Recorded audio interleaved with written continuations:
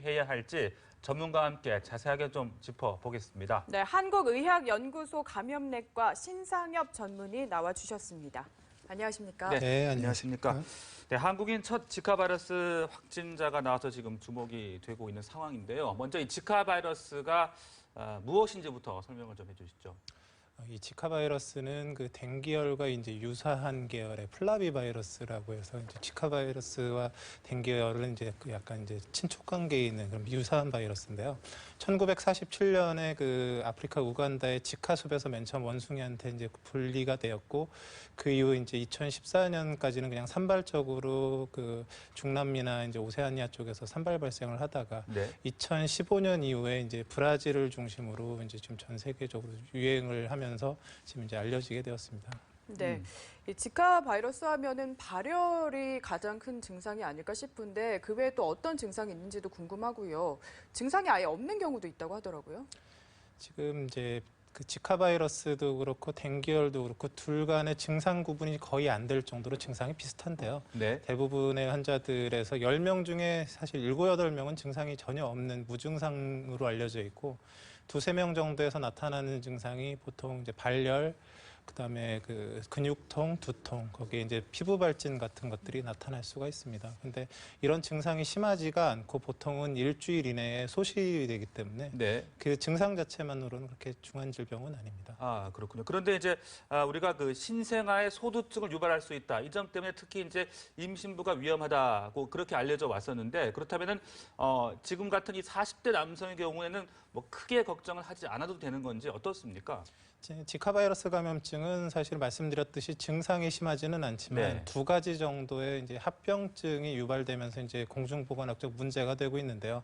그 중에 하나가 그 감염된 임산부에서 낳은 태아에서 소두증이 발견이 되고 있고 실제로 태반과 이제 신생아 그 조직에서 바이러스가 발견되면서 확실치는 않지만 관련성이 지금 굉장히 이제 그 제기가 되고 있고요. 또 하나는 길랭바레 증후군이라는 그 신경학적 합병증을 또 나타낼 수가 있습니다. 근데 뭐 길랭바레 같은 경우는 뭐 그렇게 큰 문제가 되지 않지만 소두증 같은 경우는 이제 그 굉장히 큰 문제가 될 수 있기 때문에 그런 걸 중심으로 이제 여러 공중보건학적인 그런 대비를 하고 있는 상태입니다. 네, 지금 이 40대 양성 환자 같은 경우에 회복 단계에 접어들었다 이렇게 알려지고 있는데요. 그럼 지금 어떤 치료를 구체적으로 받고 있을까요?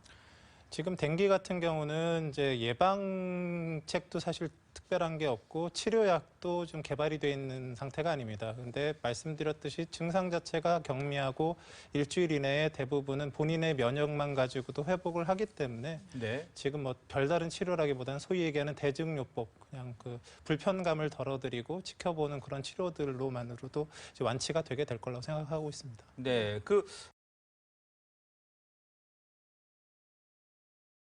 왜 지난번 메르스의 경우에는 뭐 간혹 재발하기도 하던데 이 지카의 경우는 어떤 겁니까? 이런 대부분의 바이러스 감염증들은 재발을 잘 하지는 않습니다. 그러니까 치료가 이제 원활치가 않아서 그 재발하는 경우는 있겠지만 지카 바이러스의 특징 자체로는 그 재발이 흔한 그런 질환은 아닙니다. 네, 그렇군요.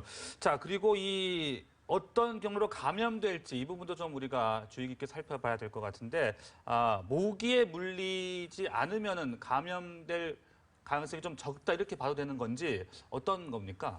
이 지카 바이러스는 사실 댕기와 비슷하긴 한데 조금 몇 가지 차이점이 있는데 지카 바이러스 감염 경로는 한 3-4가지 정도 됩니다. 이제 가장 대표적인 것이 이집트 순모기나 흰줄 순모기 같은 모기에 물려서 이제 감염이 되고요. 또 하나는 이제 아까 신생아 소두증에서 문제가 되는 그 모체에서 태아로의 수직 감염이 또 하나가 있고 또 지금까지 이제 보고 중에서 수혈과 관련된 감염증도 있었고요. 그리고 지금 이제 여러 이제 문제가 되고 있는 성접촉과의 이제 관련성 여부도 지금 열심히 이제 논의가 되고 있어서 이런 그런 관련 그런 경로를 통해서 감염이 되는 걸로 되어 있습니다. 네, 지금 여러 감염 경로를 이야기를 해주셨는데 그렇다면 이 40대 환자분의 가족도 지금 진단을 받아야 되는 건지 궁금합니다. 기본적으로 전염병은 아닙니다. 지카 바이러스는. 근데 그러니까 소위 얘기하는 그 호흡기 감염병처럼 옆에 뭐 같이 생활을 하면서 그런 식의 그런 전염병은 아니지만 그 우리나라에는 그 지카 바이러스를 매개하는 그런 모기가 일부 있지만 그 모기를 갖고 있지 그 바이러스를 갖고 있지 않은 걸로 알려져 있고, 그러니까 성접촉에 의한 감염 가능성이 있기 때문에 네. 가족의 경우는 이제 그런 부분들을 확인을 해야 될 거고요. 그 외에는 거의 위험성이 없다고 보는 게 맞습니다. 이 남성 환자에 있어서는. 네. 그렇다면 이제 아내의 경우에는 좀 면밀한 조사가 필요할 수 있겠군요. 네. 네. 자, 그렇다면은 그 공기에 의한 감염 가능성은 뭐 제로라고 봐도 되는 겁니까? 없다고 보시는 게 맞습니다. 아, 네. 네. 그렇군요. 네. 그리고 이 지카 바이러스가 워낙 브라질을 통해서 확산이 되다 보니까 백신에 대한 관심도 높은 것 같은데요. 아직은 초기 단계라고 하더라고요. 백신과 예방약 이런 것들을 통해서 이제 네. 바이러스 예방을 하게 되는데, 아직 예방약이나 백신이 개발된 단계도 아니고 아직 임상 실험 단계까지도 못 간 걸로 알고 있어서 조금 기다리셔야 될 것 같습니다. 어느 정도나 기다려야 될까요?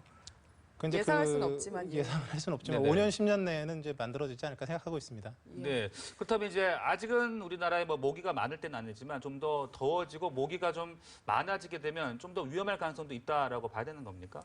국내의 위험성은 사실 그냥 없다고 보시는 게 거의 맞습니다. 왜냐하면 그 이집트 순모기, 흰줄 순모기 중에서 대부분 이집트 순모기가 이 지카 바이러스를 감염시키는데 우리나라에는 이집트 순모기가 없습니다. 그리고 네.